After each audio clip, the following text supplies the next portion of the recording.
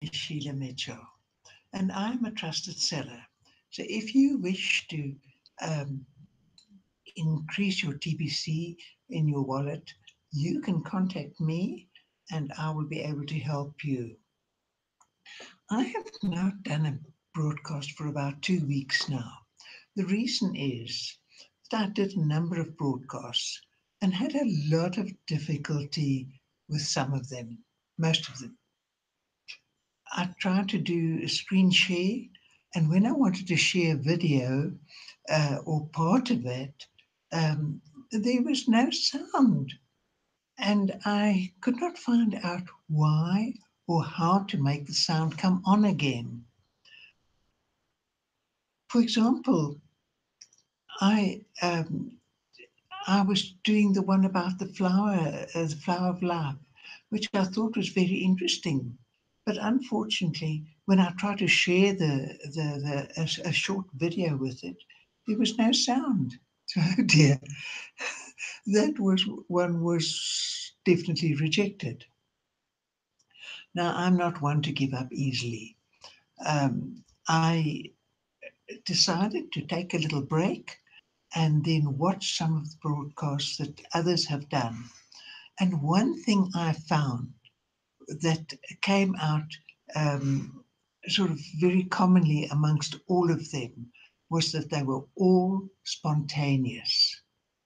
And I had been um, uh, trying to do broadcasts that I could prepare and I print them out. Even now, I've printed this out because I tend to forget what I've got to say, or I forget names and that sort of thing. So I rather write them down or print them out. It's easier to read if they're printed out. And that is how I have been doing my broadcasts. So they come for both more as not spontaneous, but as things that I'm reading off. Um, so the other day, what I want to tell you today, talk to you about especially, is the Kringle code. The other day, Mary Murphy told me about the brand new Kringle code, which they were launching the 1st of June. And it is for South Africa and for the African nations in Africa. And this is specifically to try and relieve some of the poverty in Africa, which is terrible. I think it's worse even than the Philippines in many cases.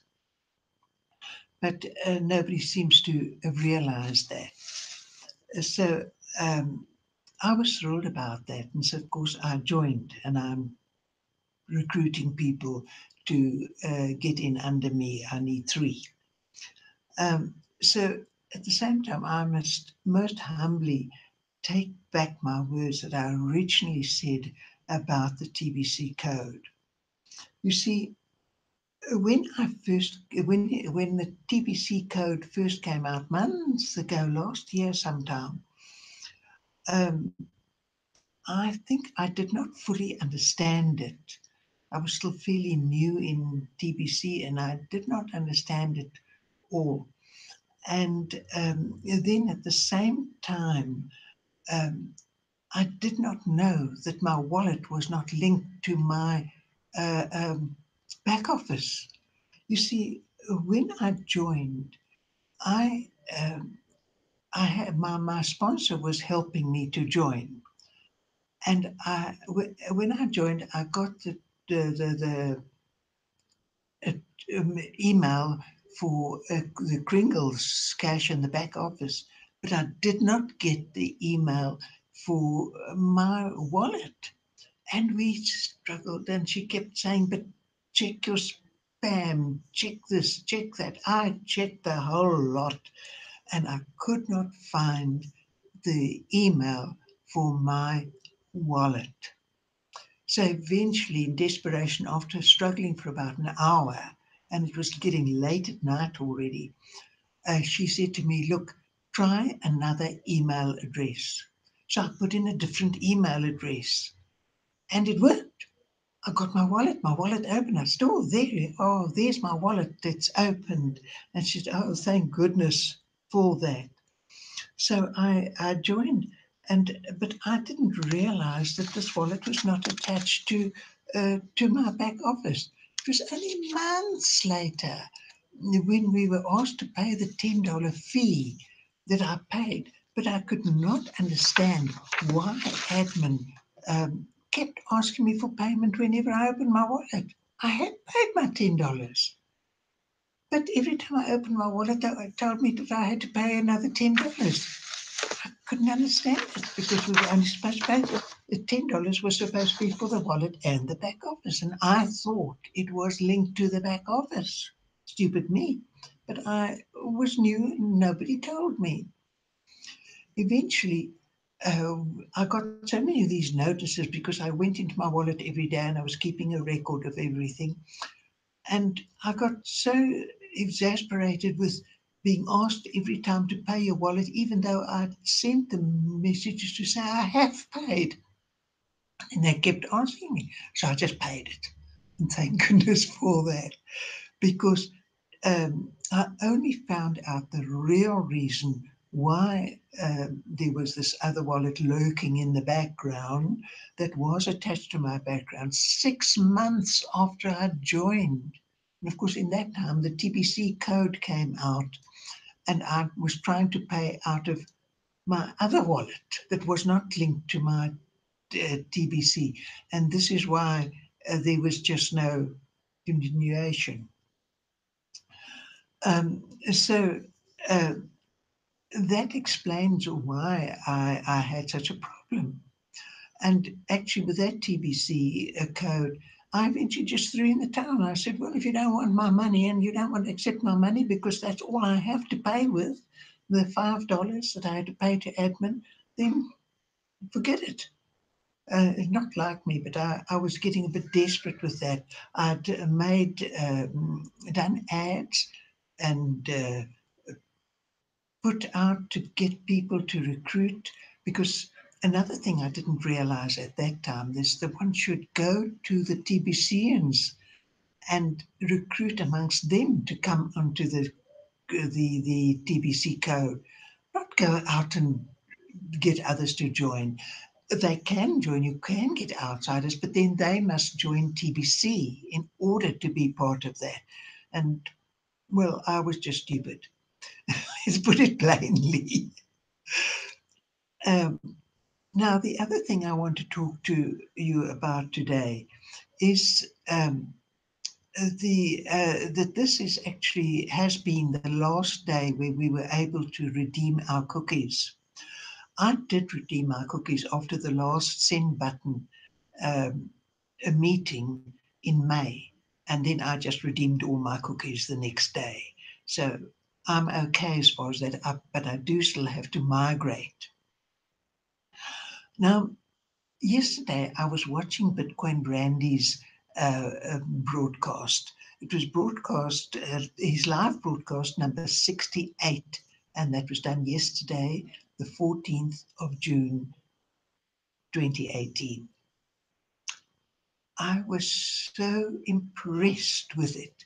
He reminded everybody that the final day was today, and he went into great detail of how to uh, um, redeem your cookies and so on. I've actually put his link in the definitions below this video so that you can get it. And please go and watch it. It's worth watching every single word he says. It was fantastic. Um, he gives so much info than just more than just the how to redeem your cookies. He talks about getting your transactions verified. Should you have purchased a TBC with the old wallet? He talks about the difference between the two wallets. The old wallet, TBC is colon stroke stroke TBC 004.net. Now the new wallet is TBC is T sorry TPP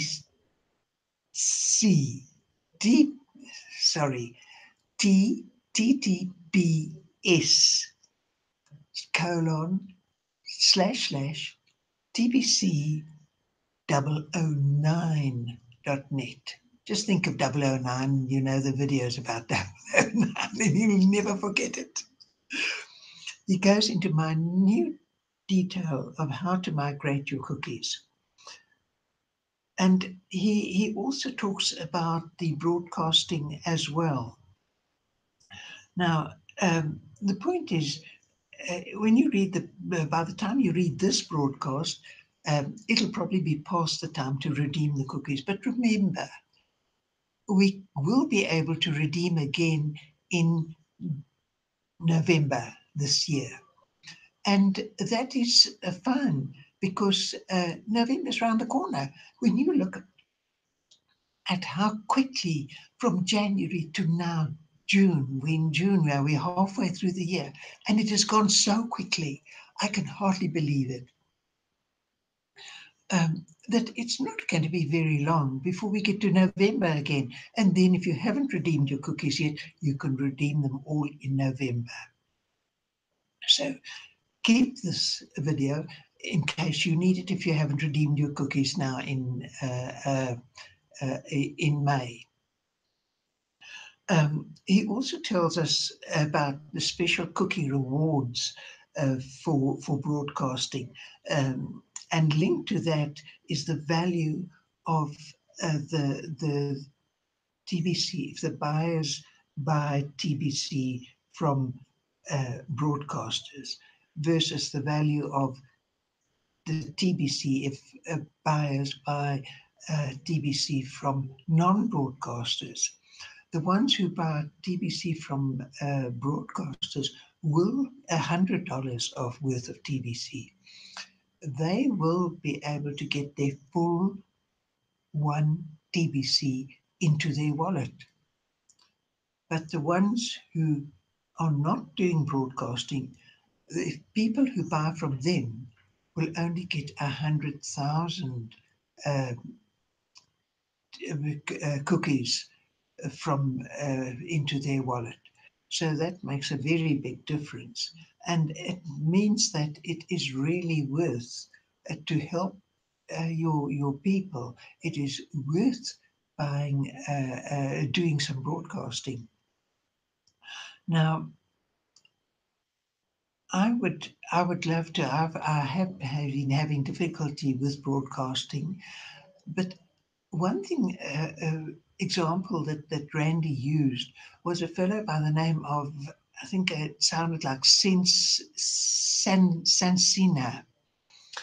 and he told, and according to Randy, he doesn't say anything. He just he puts a nice show up for, the when he starts, he doesn't put his name, he just puts a beautiful picture, which is part of our new Kringle Cash uh, logo. He puts that up, and then he takes snippets from various bits and pieces on the internet, on the blog, and people who've been broadcasting. He takes snippets out of their broadcasts and shows them on his broadcast, and then that's it, and it's accepted. And I think now I would love to know, what I'd really like to know is, how does he get the sound for those people that he's taking the snippets from? How does he get it to, because when to be sound? Because when I try and do the broadcasting and I put on a video, as I did explain to you with the life of the flower of life, I tried to put a broadcast on and there was no sound. So if somebody could just pass that on to me, I really would be most grateful. Um, I've been reading what all these naysayers uh, are saying about uh, everything, and you know, and they don't want to spend time broadcasting or learn how to broadcast. But they are complaining like crazy about being disadvantaged because how disadvantaged they're going to be from the 15th of June for not broadcasting. Well, I've had a hard time learning how to broadcast. And believe you me, it's not been easy. Just standing there and talking. And you know what's also perturbed me was the minute I shared, now I can see my group chat on the side. But the minute I shared my screen, I could see nothing. And I didn't know what was going on. And I was trying to share my screen most of the time. So that made it a little bit difficult. And, you know, it's also more difficult to stand there and broadcast and talk to a screen and not not having any response. And if you make a mistake in it, then you can't rub it out or delete it like you do if you doing a video. I mean, a video you can redo and you can uh, uh, uh, edit it and that sort of thing. Um, and the problem with me is I tend to forget what I must say the next, and then I start fumbling. So I rather just print it all out. Even now, I've got headlines printed out to remind me about the names and that sort of thing. uh, someone someone said the other day, well, if you're over 80, you can say whatever you like. But it's not always like that, you know. Um, but be that as it may, I'm making a plan and I'm determined to succeed with this broadcasting story. And I must say, I'm extremely grateful to the people such as Mary Ann Murphy and Jules, who've encouraged me with my broadcasting and given me advice as well. And one thing I can say about myself is I am not proud. I'm never too proud to accept advice. Advice is because that's how you grow, that's how you learn. And anybody who gives me advice um, will, I'll gratefully accept it and I will implement that advice. I also, I'd like to thank somebody else, John. I'm going to share my screen now and I'm going to see if I can. Let me see, where can I share my screen? Oh dear, where do I share? No, I'm not seeing any. Stop broadcast. No, oh dear. Oh there, yes, share screen. I'm just going to share my screen because I want to get to, it was John, somebody, I'll tell you just now. Um, Share, and I'd like to go to my, um, to, just hang on a sec, please. I'd like to just try and get to, um,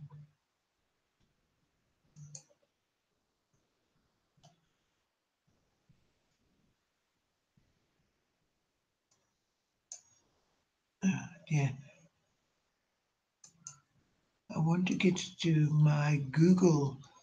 Now you see, I can't, I don't know, I don't see it. Share. Oh dear. Well, in any case, his name is John.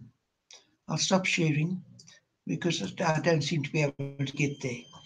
His name is John, and he actually had received got my email address from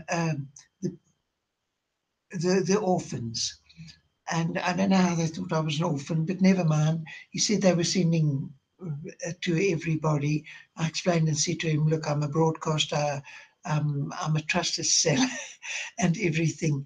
So he was very nice, but I did say to him, "Look," because I knew he was sending bulk email. I said, what are you using to send bulk email with? Because I do need to send some bulk email. And I've been hunting and hunting, and I couldn't really find a suitable one.